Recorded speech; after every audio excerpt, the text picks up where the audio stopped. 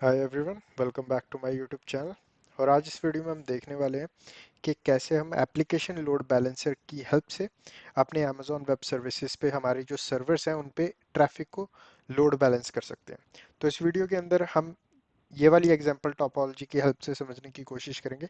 तो यहाँ पे मैंने ऑलरेडी दो सर्वर बनाए हुए हैं, लिनक्स बेस्ड सर्वर हैं ये, और ये दोनों सर्वर एक वेबसाइट होस्ट कर रहे हैं। तो टेस्टिंग पर्पसेस के लिए जो वेब पेज है इस सर्वर पे वो डिफरेंट है, और इस सर्वर पे जो वेब पेज है वो डिफरेंट है। बट अगर आप रियल प्रोडक्शन एनवायरनमेंट में देखोगे तो आपको दोनों वेब सर्वर्स पे सेम तरीके का कंटेंट मिलेगा। तो मैंने डिफरेंट सिर्फ एक स्पेसिफिक रीजन के लिए बनाया है, ताकि जब मैं लोड बैलेंस करूं ट्रैफिक, तो हमको डिफरेंट डिफरेंट सर्वर्स पे डिफरेंट डिफरेंट रिजल्ट्स मिले, ताकि हमको पता लग जाए कि एक्चुअल में हमारा ट्रैफिक जो है लोड बैलेंस हो रहा है। तो यहाँ पे हमारा सेटअप कुछ ऐसा होगा कि हमारे पास बैकएंड में दो सर्वर लगे हुए हैं, राइट। और उसके बाद हम यहाँ पे एक लोड बैलेंसर डिप्लॉय करेंगे, एप्लीकेशन लोड बैलेंसर होगा ये। और उसके बाद हमारे जो क्लाइंट्स होंगे वो बेसिकली लोड बैलेंसर का आईपी एड्रेस डालेंगे, या फिर लोड बैलेंसर का जो डोमेन नेम होगा वो डालेंगे अपने वेब ब्राउज़र के अंदर। तो उनको वेब सर्वर की आईपी एड्रेस की या फिर डोमेन नेम की कोई ज़रूरत नहीं है, उनको सीधा लोड बैलेंसर की इन्फॉर्मेशन डाल रही है, और जैसे ही लोड बैलेंसर पे क्लाइंट का ट्रैफिक हिट होगा वो सारा का सारा ऑटोमेटिकली रीडायरेक्ट कर दिया जाएगा हमारे सर्वर्स के ऊपर। तो चलिए इस वीडियो को स्टार्ट करते हैं, प्रैक्टिकल देखते हैं इसका।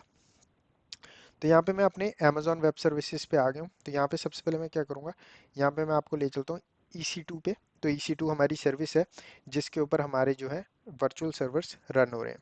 तो EC2 क्या है, कैसे काम करती है, ये एक सेपरेट टॉपिक है। तो ये मैंने ऑलरेडी इसके ऊपर वीडियो बनाई हुई है।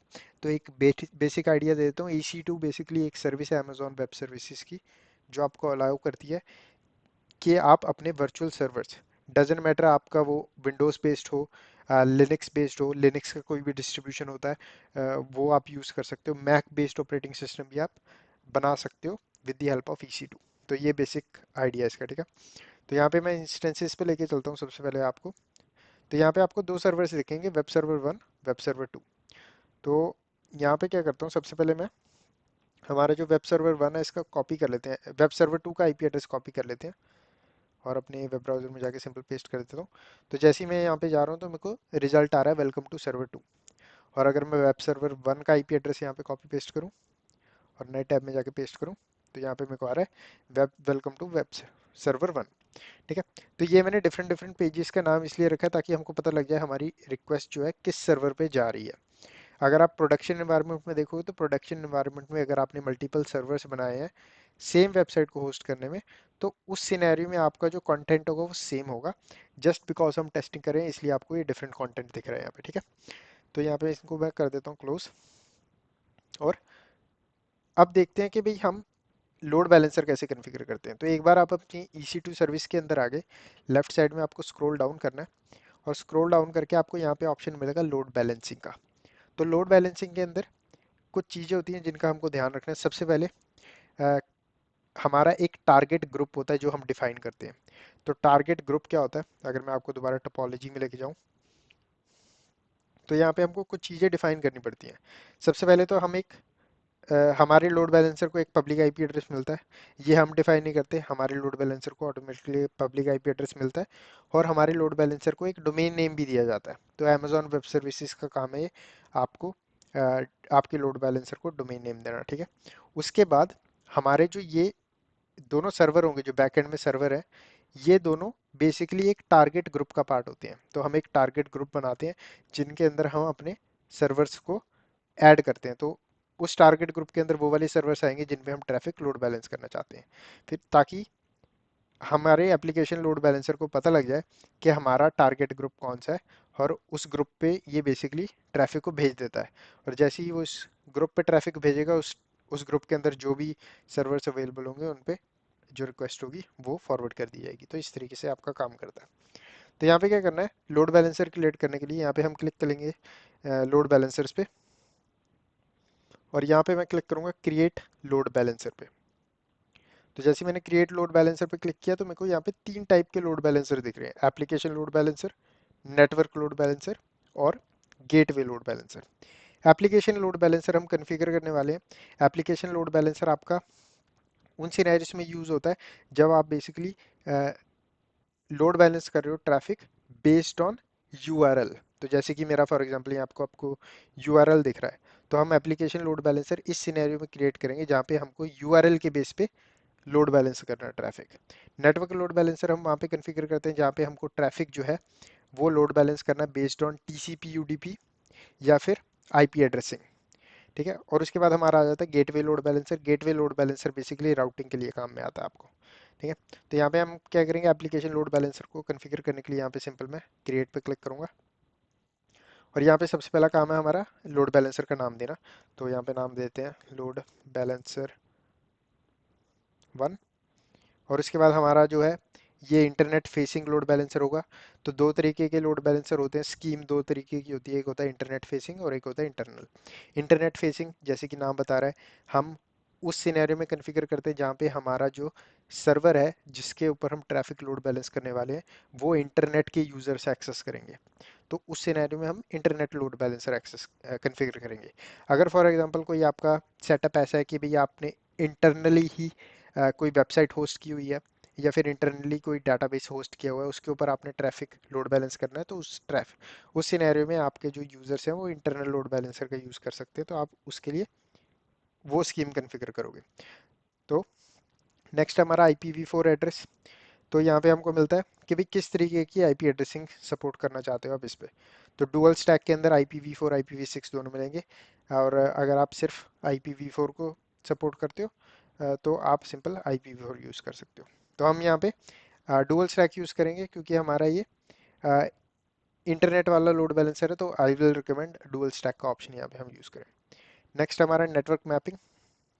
तो नेटवर्क मैपिंग के अंदर हम हमारा जो वर्चुअल प्राइवेट नेटवर्क है वो मैपिंग कहाँ पे करेंगे। तो मैपिंग आपको यहाँ पे अपना बेसिकली देखना है कि आपके जो टारगेट रिसोर्सेज है वो कहाँ पे है। ठीक है, तो आपके जो सर्वर्स हैं वो किस अवेलेबिलिटी जोन के अंदर अवेलेबल है। तो मेरे जो अवेलेबिलिटी जोन के अंदर जिसमें सर्वर अवेलेबल है वो है 1B। बट मैं क्या करूँगा, मैं यहाँ पे तीनों को चूज़ कर लेता हूँ।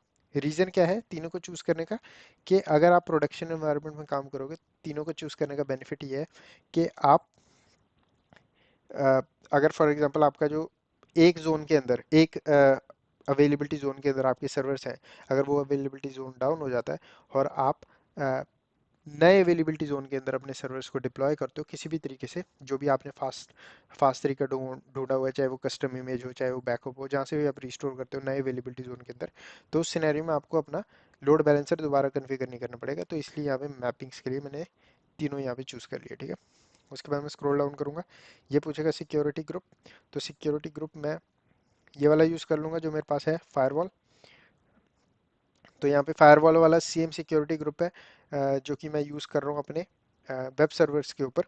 तो इसके लिए मैंने ऑलरेडी रूल बनाए हुए हैं, तो मैं आपको रूल बता देता हूँ। रूल दो हैं, एक है SSH ट्रैफिक अलाउ करता है ये वाला फायरवॉल वाला जो सिक्योरिटी ग्रुप है, और दूसरा हमारा जो है अलाउ करता है वो ट्रैफिक AT पे, HTTP पे। और हमको HTTP पे ट्रैफिक अलाउ करना है क्योंकि हमारी जो रिक्वेस्ट आएगी क्लाइंट्स की वो इस पोर्ट पे आएगी। ठीक है, उसके बाद हमारा मेन है यहाँ पे लिसनर्स। तो लिसनर्स बेसिकली क्या करते हैं, लिसनर में हम एप्लीकेशन लोड बैलेंसर को बता रहे हैं भाई तेरा काम है लिसन करना, किस पोर्ट पे, पोर्ट 80 पे।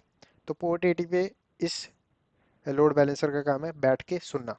अगर और किसी पोर्ट पे कोई रिक्वेस्ट हिट होगी तो ये उसको रिस्पॉन्ड नहीं करेगा, बट अगर पोर्ट 80 पे रिक्वेस्ट हिट करेगी तो इसको रिस्पॉन्ड करना पड़ेगा।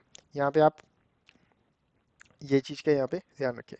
ठीक है, अब उसके बाद यहाँ पे बोल रहा है भाई सिलेक्ट अ टारगेट ग्रुप। तो टारगेट ग्रुप, अब यहाँ पे ये बेसिकली क्या हो रहा है कि अगर इस लोड बैलेंसर पे प्रोटोकॉल HTTP से कोई रिक्वेस्ट आती है, पोर्ट नंबर 80 पे आती है, ठीक है, तो उसको ट्रैफिक को कहाँ पे भेजा जाए। तो यहाँ पे हमको ट्रैफिक के लिए जहाँ पे भेजना है उसका टारगेट ग्रुप सेलेक्ट करना पड़ेगा। तो यहाँ पे क्या करूँगा, मैं राइट क्लिक करता हूँ और नए टैब में टारगेट ग्रुप ओपन कर लेता हूँ। तो यहाँ पे हम टारगेट ग्रुप क्रिएट कर लेते हैं। तो हमारे पास यहाँ पे ऑप्शन आता है भी किस तरीके का टारगेट ग्रुप आप क्रिएट करना चाहते हो, instance based, IP address based, lambda function based, application load balancer based. तो यहाँ पे इंस्टेंस बेस्ड यूज़ करेंगे। इंस्टेंस बेस्ड इसलिए क्योंकि हम EC2 यूज़ कर रहे हैं हम वर्चुअल सर्वर। ठीक है, उसके बाद नाम रख देंगे हम टारगेट ग्रुप का। तो ग्रुप का नाम रख देते हैं टारगेट, सिंपल। उसके बाद हमारी प्रोटोकॉल एज इट इज़ छोड़ दूंगा मैं यहाँ पे, पोर्ट नंबर 80 HTTP, क्योंकि मेरा वेब सर्वर हो। उसके बाद यहाँ पे ये पूछेगा कि कौन सा प्रोटोकॉल वर्जन आपको चूज करना है, HTTP 1 HTTP 2। तो मैं यहाँ पे HTTP 1 रहने दूंगा, मैंने कोई स्पेशल स्पेशल कॉन्फ़िगरेशन नहीं की है अपने सर्वर्स के लिए। तो ये काइंड ऑफ प्रोटोकॉल वर्जन आपका डिपेंड करता है कि आपकी जो वर्चुअल सर्वर है जहाँ पे आपकी वेबसाइट होस्ट हो रही है वो किस तरीके का ट्रैफिक जो है एक्सेप्ट करता है। तो ये काइंड ऑफ वो इन्फॉर्मेशन आपको डालनी है, ठीक है। नेक्स्ट हमारा health check. Health check basically क्या होता है, तो अब आपके पास हेल्थ चेक के अंदर हम क्या करते हैं, हम बेसिकली डिफाइन करते हैं कि भाई हमारा जो एप्लीकेशन लोड बैलेंसर है वो टाइमली मैनर में हमारे दोनों सर्वर पे इस पेज पे रिक्वेस्ट भेजे।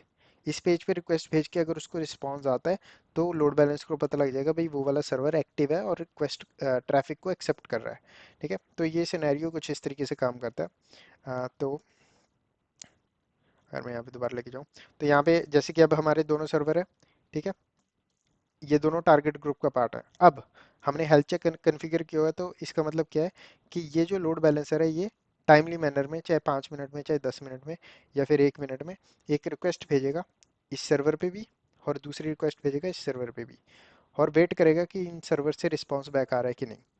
तो अगर रिस्पॉन्स बैक आता है तो हेल्थ चेक एक्टिव है, मतलब काम कर रहा है, और हमारे सर्वर जो है अप एंड ऑनलाइन है। अगर फॉर एग्जांपल किसी सिनेरियो में ये वाला सर्वर रिस्पॉन्ड बैक नहीं करता तो एप्लीकेशन लोड बैलेंसर को पता लग जाएगा कि भाई वो वाला सर्वर डाउन है, ठीक है। तो इस तरीके से आपका हेल्थ चेक काम करता है।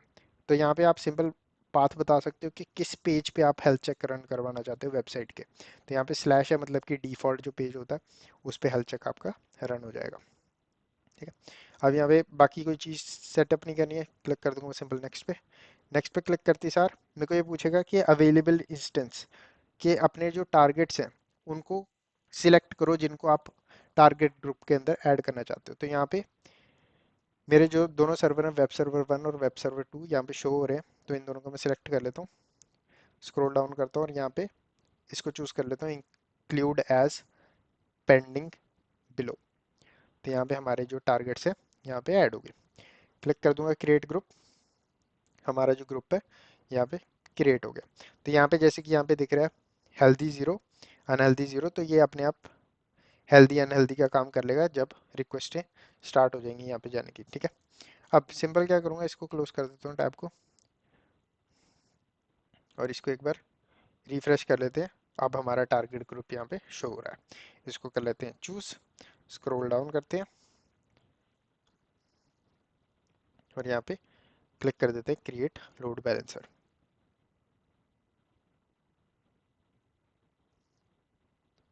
तो यहाँ पे कुछ एरर आ गया, वेट करते हैं।